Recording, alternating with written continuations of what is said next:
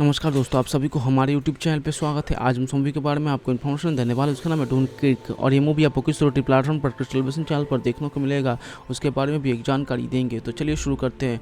Doon creek 2017 की एक ऐतिहासिक युद्ध थ्रिलर फिल्म है जो क्रिस्टोफर नोलन द्वारा लिखित और निर्मित है, जो भूमि प्रसिद्ध वायु के दृष्टिकोण से वित्तीय युद्ध के करण के विकास के निर्देशित है। इसका निर्माण नोलन और इरमा थमन ने किया है। इसके कलाकारों के कियो हवाई अड्डा, टॉम किलोनी, कॉर्न, जेक हेलन, रेडी शैलेंस अपनी पहली फिल्म की यूनिवर्सिटी बर्नर से जेम्स की आरसी बरी गोयन को केनेथ ब्रागन, एलियन मर्फी और हेलेंस के हार्डी शामिल है। उन डेनमार्क के थोड़ी सी संवाद के साथ निकासी के चित्र किया, जिसे कि क्रिस्टोफर नोलन ने सिनेमाटोग्राफी और संगीत के माध्यम से रहस्य पैदा करने की कोशिश की थी। सिनेमांकन मई 2016 में डेनमार्क में शुरू हुआ और सितंबर लॉस एंजलिस में समाप्त हो गया। अब पोस्ट प्रोडक्शन शुरू हुआ।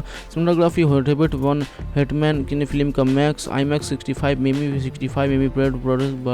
फिल्म स्टॉक पर प्रूफ किया गया। द डेनमार्क का व्यावहारिक प्रभाव है। इसमें हजारों अतिरिक्त लोगों के साथ साथ निकासी में ऐतिहासिक निकायों का अवधि के हवाई जहाज़ों को नियोजित किया गया था। 1940 में फ्रांस की लड़ाई के दौरान मित्र देशी के सैनिकों के जर्मन सैनिकों के द्वारा घेरने के बाद डेनमार्क के पीछे हट गए। जोमी एक युवा ब्रिटिश सैनिक जर्मन हमले में जीवित बचा। व्यक्ति समुद्र तट पर वो हजारों सैनिकों का निकासी में इंतजार कर रहे होते पाता है, जिसका से मिलता है जो एक सबको दफना रहे हैं। फर्स्ट वॉफ के गोता बम वर्षों को हमले के बाद वो एक घायल व्यक्ति को स्ट्रेचर पर लगाकर अस्पताल जहाज पर चढ़ने का प्रस्ताव करने के लिए उन्हें पर जाने के प्रयास देता है। उन्हें घायल नेवी के कमांडर बोल्ट के सैनिकों को बचाने की उम्मीद करते हुए सुना जहाज को गोंद कर लगाने वाले हमलावरों ने डूबी दिया है। अमेरिकी हार्टन्स के रेजिमेंट के एक सैनिक अखिलेश को बचाता है। तीनों एक विधायक से हजार पर भेजा जाता है, लेकिन उसके रवाना होते से ही पहले से ही उस पर एक डरपीडी हमला कर देता है, जिसमें टॉमी और एलेक्स को डूबने के बचाते हैं और तीनों एक को दर्दनाक एक लौटने के लिए मजबूर होना पड़ता है। ग्रह के ड्राक जहाज़ों पर चढ़ने के लिए एक टकल कमज़ोर मोल उपलब्ध होने के कारण नौसेना को इंग्लैंड में नागरिक जहाज़ों की आवश्यकता होती है जो समुद्र तट पर पहुंच सके। वेमाउथ में एक नागरिक नाविक नाजिस अपने बेटे पीटर से साथ नौसेना के सामान सौंपने के बजाय अपनी नव मूनस्टोन के निकला पड़ता है। उनका किशोर हाथ जॉर्ज अवैध में उनके जुड़ जाता है। नीस चैनल के पार करते हुए वो एक शख्सी का जहाज की कंग से हुए घोड़े के घायल सैनिकों को बचाते हैं, जो यू बोट हमले के जीवित बचा एकमात्र सैनिक था। ये महसूस करते हुए कि डायमंड कनकार के लिए नौकायद कर रहे थे, घबराया हुआ सैनिक उसके वापस लौटने का मांग करता है और नाव पर नित पाने की कोशिश करता है। हाथापाई में जॉर्ज को सिर पर चोट लगा जाती है, जिसके वो आधो हो जाते हैं। 3 रॉयल एयर फोर्स शिपवर्क निकासी कवर करने के लिए डेनमार्क की ओर बढ़ते हैं। उसके ईंधन क्षमता के अनुसार ऑपरेशन का समय 1 घंटे तक सीमित है। जब मर्स बीच के BF 109 का साथ हवाई लड़ाई के बाद उनका नेता लापता हो जाता है, तो लापटों से एक फरियर टूट हुई ईंधन गेज के बावजूद कमान संभालते हैं। एक माइन स्पीकर के एक बमन सिर्फ से बचाने के दौरान दूसरा स्टीफन फायर लड़ाकू विमानों में से एक को चपेट में आ जाता है और खाई में गिर जाता है। उसके पायलट कोलिंस को मूनस्टोन के द्वारा बचाया जाता है। टीम पोलेक्स को गिस्टन हाईलैंड्स के रेजिमेंट के कुछ सैनिकों के साथ मिलकर मित्र देशी के परिधि पर बाहर इंटेलिजेंस जैन में एक समुद्र तट के लहर के अंदर छिपने के लिए जोर के बढ़ने के इंतजार कर रहे होते। मालिक एक डर जाबित के लौटने के बाद जर्मन लक्ष्य और माध्यम के लिए नभ पर गोलीबारी शुरू करते हैं और गोलियों के छिद्रों से पानी प्रवेश कर जाता है। एलेक्स नाव को क्लफ करने की उम्मीद है। गिम्स प्यार जमून जासूस होते हैं, आरोप लगाता है जो चुप रहा है। गिम्स ने खुलासा किया है कि वो फ्रांसीसी में उसके एक मृत ब्रिटिश सैनिक की पहचान चुरा ली, जिसे उसने बाहर निकालने की उम्मीद की दफनाया था। वो जब डूबने की लगती है तो वो समूह के उसे छोड़ दिया और लेकिन सिस्कम एक जंजीर में फंस जाते हैं और डूब जाते हैं। फंस के बाद वो विधायक जहाज पर एक बमवर्षक द्वारा हमला होने है। वॉरियर के निवासी सहायता जारी रखने का विफल चुना, ये महसूस करते हुए कि बावजूद कि वो कभी भी हैंडल के वापस नहीं जाएगा। बमवर्षक द्वारा विध्वंसक के डूबे हुए जाता है। मूनस्टोन एलेक्स सहित पानी के बावजूद लोगों के अपने कब्जे में लेने की कोशिश करता है, क्योंकि गोलाबाजी के संबंध सैनिक मदद करना शुरू कर देते हैं। पीटर को पता चलता है कि कर्जर चुका है, लेकिन जब गोलीबारी में सदमे में एक सैनिक के खुद से पूछा तो उसने पता गुस्सा के डी किया। उसने कहा कि जॉर्ज ठीक हो गया है, जी फरियर के बमवर्षक में मार गया है और उसके दुर्घटनाग्रस्त होने से पानी के तेल प्रज्वलित हो गए, लेकिन पीटर ने टॉमी को पानी से बाहर खींच लिया। फरियर को ईंधन खत्म होने ही डेनमार्क को पहुंच जाता। समुद्र तट पर फिसलते हुए वो मोल पर हमला करने के वाले गोताखोर बमवर्षक को मार डालता है। वो सैनिकों द्वारा उनका हस्तावर्धन किया जाता है। वो विपरीत से उतरते हैं और दुश्मन से हाथों पकड़ने के रोकने के विमान को जला देते हैं और शांति से जर्मनी द्वारा पकड़े जाने का इंतजार करते हैं। आईडी के साथ जाने जूरी रोमानिया की यात्रा करने के, फ्रेंजी के मिलने के और उन्हें मठ तक ले जाते हैं।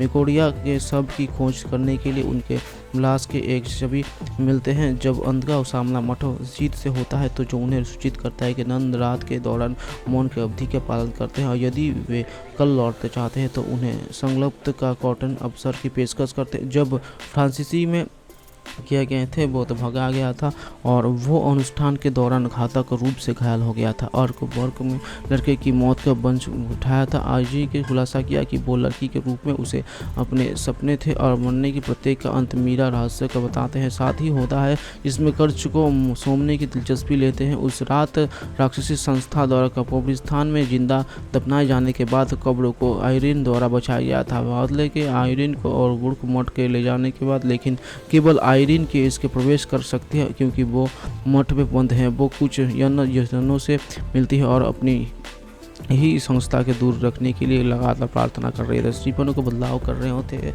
स्टीफन होना और खुलासा किया कि मठ का निर्माण अंधेरे हुआ में एक महल में रूप किया गया था जिसके उपयोग सेंट काटा की ड्यूक द्वारा किया गया था, जो जादू टोने के ग्रस्त एक शक्तिशाली अभियान था।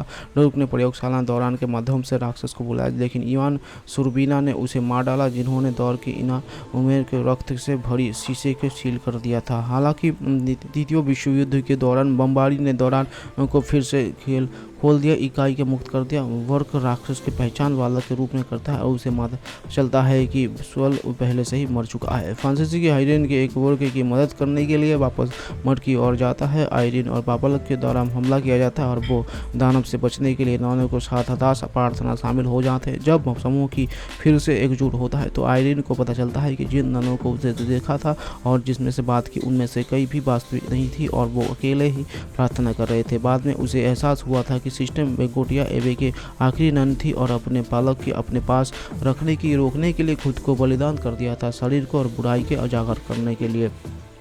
ये सिद्धांत देते हुए कि बालक को केवल तभी तो रोका जा सकता है जब वे अवशेष में मौजूद ईर्षा समूह की खून से दरार की सील कर दे। दोनों बिंकोटिया के पास मौजूद चाबी वाली शीशों के पुनः प्राप्त करने लेते हैं। आईबीएन पूर्व को सूचित करते हैं भगवान ने उसे एक नन के रूप में अपनी गंभीर प्रतिज्ञा करने के लिए बुलाया और वर्ग से उसे एक घोषित नन के तर्ज के बुलाने के लिए कहता है और वो एक एलबी के पेचल में करता है। तीनों द्वारा संचालित दरवाजा खोलने के बाद आईबीएन को एक पोंटाग्राम को फुसलाया पाता है कि बालक उसके कब्जे में ले जाता है। फ्रांसीसी में राक्षस को बाहर निकालने हुए ईसा समीत को कुछ खून अपने चेहरे पर लगा एनियल के भूत द्वारा वर्ग को घायल कर दिया जाता है और क्योंकि बालक आयरिन के बाद में बालक कक्ष के युवाना उड़ जाता है। आयरिन ने दानव के चेहरे पर समीक्षों के खून निकाल दिया, दार को सील कर दिया और आगे उसे व्यक्ति का जिसमें उसे सिंगापुर बुलाया था और चार्ल्स ने घर जाने के पहले उसके बात करने का उपग्रह किया। जब वे मिलते हैं तो नई ईमानदारी के उन सभी के लिए माफ़ी मांगता है, उसे उसके परिवार के उसे झेल है। फिर उसके चचेरे प्रस्ताव के लिए रहते और धन को भागने के तैयार है। चचेले महयोग के गर्ल के एलेनो से मिलने की व्यवस्था करते हैं जिसे ही वे खेलते हैं। वो बताते हैं कि इसके नीक प्रस्ताव का स्वीकार कर दिया है। वो बताते हैं कि जेलेंस्की ने उस तीनों को कार्यस्थी का मार डाला है। नीके रेचेल को त्याग करता है और कर्तनस्टी को सह करता है, लेकिन अन्य परिवार से नाराज हो सकता है। ये वो प्यार है के लिए अपने परिवार को त्याग कर सकता है। फिर वो स्पष्ट रूप से एक उसके प्रस्ताव को स्वीकार कर देता है ताकि उसे हर वाला निर्णय ना लेना पड़े। गेम थोड़ी में अपनी विसर्जना को उपयोग करता है और उसे अपने एलेनो को ममजोर का टाइम सौंपी। इसके वो जीत गई, जिसमें पहले कि उसने खुलासा किया कि वो टाइल अपनी रख सकती थी और विजय साथ ही से जीत का दावा कर सकती है। इस प्रकार परिवार को स्वयं से ऊपर खींचते हैं। अपनी इच्छा प्रदर्शन करने के बाद वो केरी के साथ चली जाती है और इसी बीच स्टूडेंट अपने बेटे कैसियन को ले जाती है और बाहर चले जाते हैं। एलेनोर निक से मिलते हैं और रेचेल के साथ उनके आदान प्रदान के भावनात्मक रूप से प्रभावित होते हैं। युवा के लिए उड़ान भर रहे हैं। अचानक नीक द्वारा बाधित हो जाते हैं। वे फिर से प्रस्ताव करते, इस बार एलियन की अंगूठी के साथ जो उसके आशीर्वाद का प्रतीक है। आंसुओं में रिचल स्वीकार कर लेते हैं कि वे एक सगाई की पार्टी के लिए सिंगापुर में रोकते हैं, जहां लेनोर के राचेल की स्वीकृति में शीर्ष जानते हैं। रिचल के आखिरकार अपना मर्जान जन अर्जित किया है। वो मध्य क्रेडिट दृश्यों में क्रेडिट और उसका पूर्व प्रेमी चार्ली बू पार्टी में एक दूसरे के खोदने के लिए वो सावधानी से संस्कृत रहते। केविन कैन के 11 जून 2013 को अपना हास्य उपन्यास फ्रेजी रिच उपन्यास के प्रकाशित किया है।